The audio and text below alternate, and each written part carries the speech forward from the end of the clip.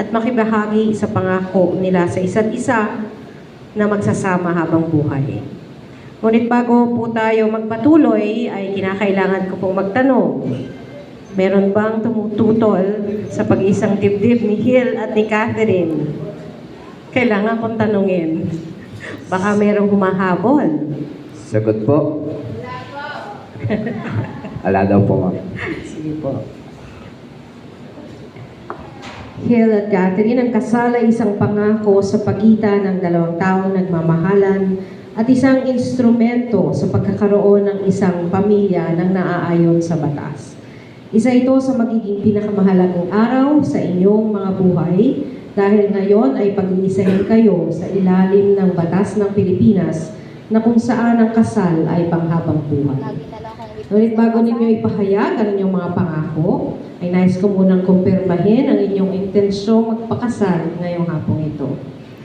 Hill, naparito ka ba ng pusang loob at walang pag-aalinlangan upang ibigay ang iyong sarili kay Catherine?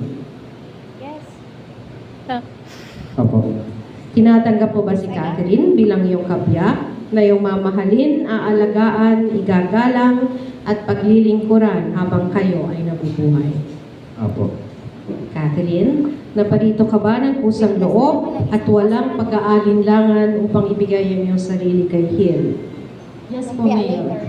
Tinatanggap mo ba si Hill bilang iyong kabiyak na iyong mamahalin, aalagaan, igagalang at paglilingkuran habang kayo ay nabubuhay? Yes po, Mayor.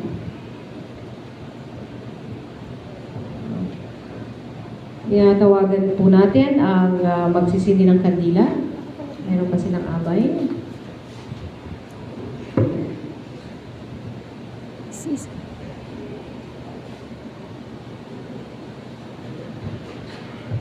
Si Kuya.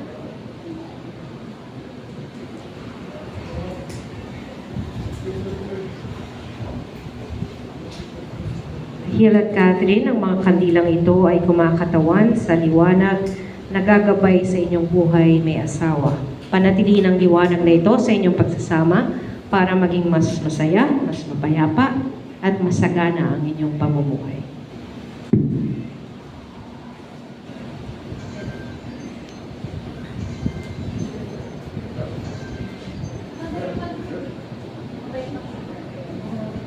Sa pagkakataon pong ito, hihingan namin ang mensahe, ang kinatawan sa ninang at gayon sa ninong at isang magulang para po kay Hill at Catherine. Okay, gaya po nung napagkit ko kanina, ilingin ko po yung presensya ng mga ninong at ninang. Isa po sa ninong. Dito po tayo sa harapan upang makilala po kayo ng lubusan ng inyong inang. Hello po. Gwen. Best wishes, unang-una sa lahat. Tapos bilang ninong, hindi lang ako saksi sa kasalang ito. Magsama kayo ng habang buhay, andito kami, gagabay lang sa inyo. Yun lang po. Maraming salamat. Okay, salamat po ninong. And then, ninang.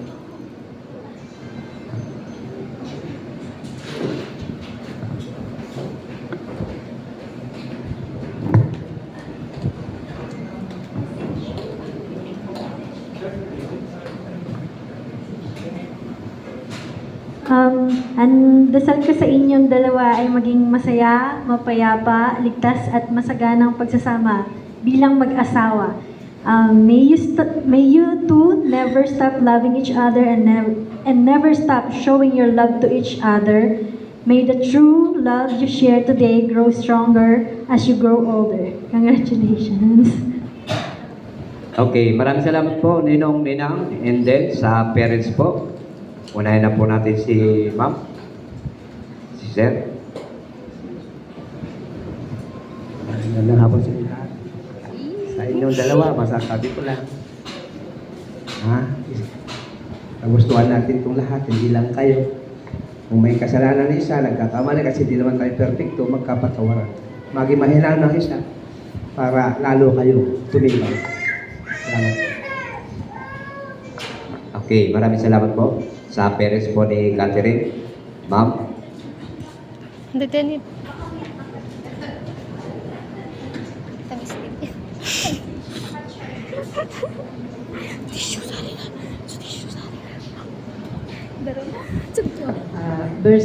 Best wishes sa inyong dalawa.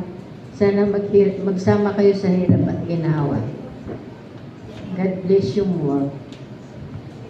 Si Kuya Kevin. Okay, muli po, maraming salamat sa inyo, Ninong, Ninang, tikit po sa lahat sa inyong mga parents.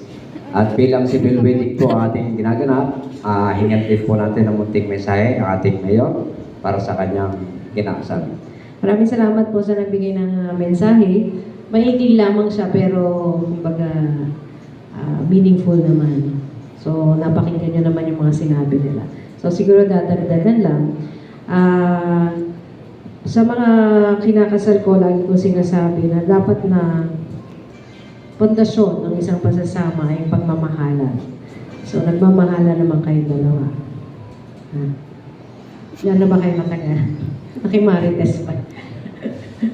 Kasi sa pagmamahalan, no, doon na nakapaloob kasi lahat yung bigayan, intindihan, respeto, no, tiwala sa isa't isa. No? So, bilang magkatuwang na kayo sa buhay, mag-asawa na kayo, so dapat hindi nyo bibigyan ng rason na magkaroon ng lamat ang inyong pagsasama. No? So, kung ano man ang darating sa inyo, kasi definitely, merong darating na pagsubok. No? Lahat naman siguro na nandito na may asawa, dumarating talaga sa atin yan. No? Normal. Pagsubok, problema, and ganyan. So, kayong mag-asawa bilang magkatuwang na, kayo ang dapat nare-resolba ng inyong, kung ano man yung darating sa inyong challenge or pagsubok. No? So, dapat lahat pinag-uusapan. No? Wala na dapat secret dahil kayo ay mag-asawa na. BFF na dapat kayo. At yung naririnig natin na kung magkaroon man kayo ng hindi pagkakaunawaan, hindi pagkakaintindihan, wag nyo nang patagalin. Wag nyo na rin paabutin pa kinabukasan. Ako kasi naniniwala ako doon, no? Kasi kahit maliit lang na tampo, no? Dapat nire-resolve pa rin siya. Dapat pinag-uusapan pa rin siya. Account mo? No? Kasi for example, nagtampo, may ginawa ka o may nasabi ka din. Nagtampo itong si Catherine. Tampo lang hindi nyo naman na pinag-usapan. Hindi sinabi ni Catherine sa'yo na nagtampo siya o na-offend siya sa sinabi mo. So ikaw, walang kaalam-alam, paulit-ulit mong sinasabi o paulit-ulit mong ginagawa. Kasi hindi mo naman alam na offend mo pala o nainis pala si Catherine. No? So, paulit-ulit yan yung sinasabi, paulit-ulit ka naiinis. No? So, kumbaga, hindi na-resolve yung kahit ganong kaliit na bagay. So, paulit-ulit, yung tampo, lalalim at lalalim, baka mauwi na sa away. No? So, kaya napakahalaga na kahit ano, pinag-uusapan ninyo. No? Nakapanood na ba kayo ng Rewind? Yeah. Ha? Walang nakapanood ng Rewind? Meron na ako. Napakaganda kasi ng mensahe. Sabi Ano ibig ko, sabihin? walang Namatay lang kasi yung kandila natin, ano? Pero sa isang pagsasama kasi, it takes two to tango. No? Hindi pwedeng si Hill lang ang may effort o si Catherine lang may effort. Dapat kayong dalawa may effort. No? At you have to keep the flame burning, sabi nga. Hindi ko mo mag-asawa na kayo, hindi ko mo nagpakasal na kayo sa isa, tapos na. No? Hindi mo na naliligawan si Catherine. Diba? Hindi mo na papakiligin. Hindi mo na susurpresahin. No? So kahit kasal ka na kay Catherine, kahit pinakasalan ka na ni Catherine, kailangan nililigawan mo pa rin. May spark pa rin dapat. No? Nang sa ganun hindi kayo magkasawaan. Diba? O kaya si Catherine naman, hindi ko mo pinakasalan ka na ni Hill, bahala ka na sa buhay mo. Hindi naman ganun. O kaya, ang ganda-ganda ni Catherine, dahil pinakasalan na, papabayaan na yung sarili. No? So, siguraduhin lang na maganda ka pa rin sa pangingin niya ni Hill. No? Nang sa ganun ay hindi siya tumingin sa iba. Diba? So, ang ibig ko lang sabihin, nasa sa inyong dalawa, paano magiging successful ang inyong marriage. No? So, pag-usapan ninyo, magkatawang na kayo sa buhay, resolbahin kung ano man ang dapat na resolbahin. No? So, nasa sa inyong dalawa yan. And, keep the flame burning. Kasi forever to Dapat forever ang pagpapakasal, di ba? So, yun nga. Dun sa Rewind kasi, kailangan, wala pang nakakapanood, so hindi makaka-relate sa akin, di ba? So, minsan lang kasi, di ba? You only live once. O YOLO, sinasabi nga, you only live once. Tapos, so, kumbaga, make the most out of it. So, kung ano yung gagawin mo para maging successful lang yung marriage, gawin mo.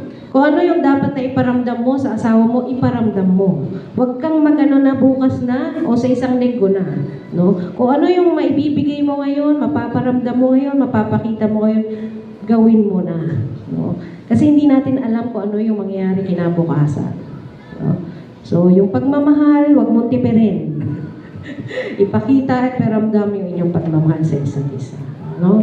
So, kumbaga, walang rewind. Hindi na pwedeng, ay nagkamali ako, rewind na tayo. Hindi pwede. No? So, kung ano yung magagawa mo para sa asawa mo, gawin mo na.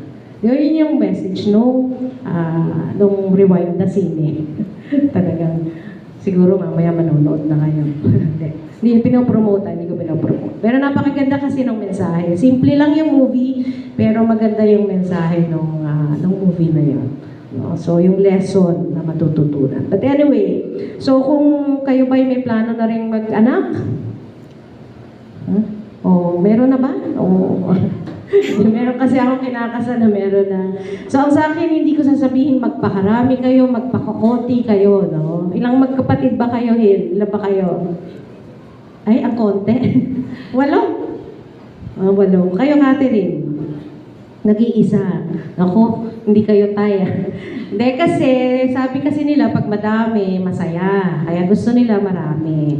Iba naman, gusto matipid, kaya konti lang. At sa akin, nasa sa inyong dalawa yan. Decision ng dalawa. Pag-usapan ninyo. Ang advice ko lang ay siguraduhin lang ninyo na mabibigyan nyo ng magandang kinabukasan yung inyong magiging mga anak. No? Kung ilan, nasa sa inyo yan. At ilagay sa sentro ng pagsasama nyo, Panginoon Diyos. Kasi kahit anong dumating sa inyong pagsubok, problema, siguradong malalagpasan niya basta kayo may pananampalataya. Okay? So, sana yung mga narinig ninyo dito, Hiel at Catherine, ay isa puso, isa buhay, isa isip ninyo. No? So, yun yung mga gagabay sa inyong paglalakbay sa buhay may asawa. Okay. So, Hiel, Catherine, pagpatuloy tayo, maaari kayong tumayong dalawa.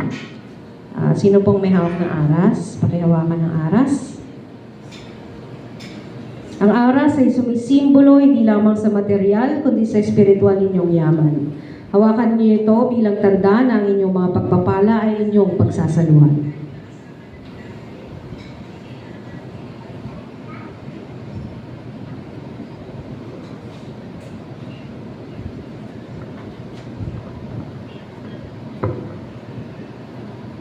Catherine, ibinigay ko sa iyong aras na ito bilang pangako ng aking dedikasyon sa iyo sa pangangalaga sa ating tahanan at sa kapakanan ng ating mga anak.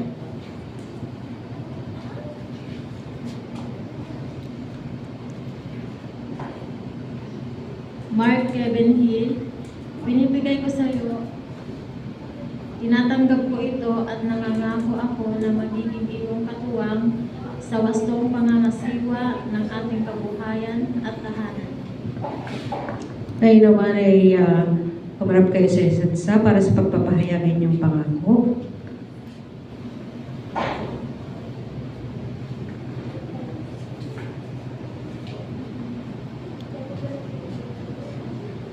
Catherine, pinapangako ko na araw-araw kitang mamahalin sa hirap at ginhawa, sa kalusugan at karamdaman, sa kasiyahan man o kalungkutan habang tayo ay nabubuhay.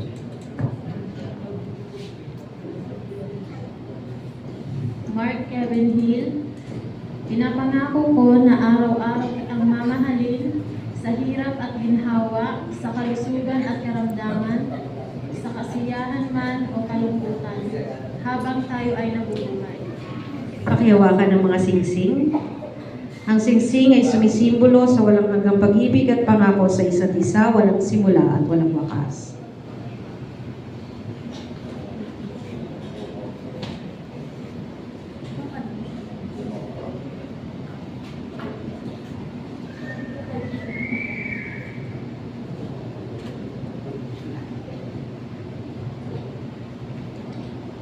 Catherine, isuot mo ang singsing na ito, tanda ng pangako ko sa iyo, ng pag-ibig na walang hanggan. Kasama ang lahat ng ako at mayroon ako.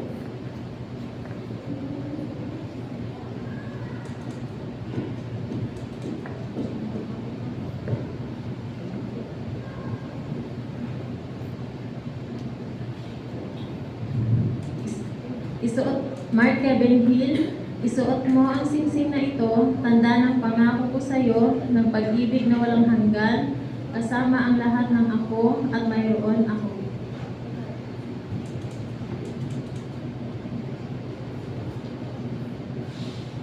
Maghawa kayo ng kamay, kumarap kayo sa akin. Hill at Catherine, sa pagtatapos ng seremonyang ito ay magsisimula na kayo ng buhay bilang mag-asawa. Nawa ang inyong buhay na magkasama ay pagpalain ng kaunlaran, mabuting kalusugan, kagalakan at pagmamahal. Sa bisa ng kapangyarihang iginawad sa akin ng batas, kayo, Mark, Kevin, Hill at Catherine, ay pinapahayag ko bilang ganap na mag-asawa na. Okay, pwede na po natin palakpakan yung bagong kasal. Ayan.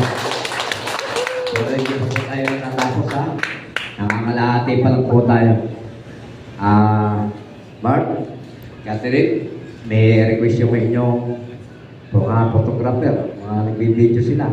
Pwede daw ba pagka magkikis na brand kayo, pukunan daw kayo, pwede daw ba, Mark, tanggalan mo daw pagka naligang si Catherine. Okay, sige, magkaroon kayo parehas. Awag ka sa bewang ni Catherine. Catherine, awag ka sa Mark. Sa balikan ni Martha. Ayan. Pagbaga sa vlog, gagawa tayo ng shooting ha. Ito yung kissing scenes. Okay, Catherine, sa balikan mo hawakan si Mark. Ganito kasi yan ha. Pagka hindi na kasi na perfect sa una, iti-take two nyo ito ha. Kaya pagka nalikan ka ni Mark, kailangan yakapin mo na ng gusto para hindi makawala ha. Okay? Bibilang po tayo. 1 to 100. Okay na ba, Mark? Babaguhin natin. Gagawin natin 10, 20 to 100. Parang 1 to 10 lang. Okay lang sa inyo? Okay, sige. Hindi na masagwa yung ating gaganapin pagkat kayo ay legal lang mag-asawa na. Okay, sige. Pagka sinabi ko action, Mark. Kiss the bride na. Okay, Mark? Pagka hindi nyo na perfecto, ulitin ko ha. I-take to natin ito ha. Kaya sa umpisa pa lang, perfectin ko na. Okay po? Bilang po tayo, ilakas po natin ano po. Baka po masiyahan yung dalawa, hindi na tayo matitinig dito. Abutin tayo ng 1,000. Okay ba? 1, 2, 3 po ba? 10, 20 to 100. Okay, sige Mark. Action. Bilang na po tayo. 10, 20, take two tayo. Ito ha. Mark, sinasabi ko sa'yo, kahit abutin tayo mag-abutin dito ha. Hindi natin na perfect ito ha. Pag sinabi ko action na, kiss your bride na. Okay, Mark? Action.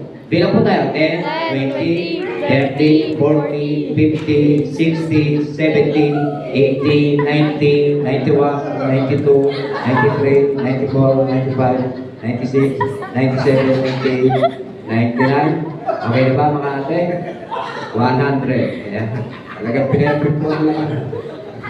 Okay, upo kayong dalawa. Paper pa na kayo sa inyong certificate.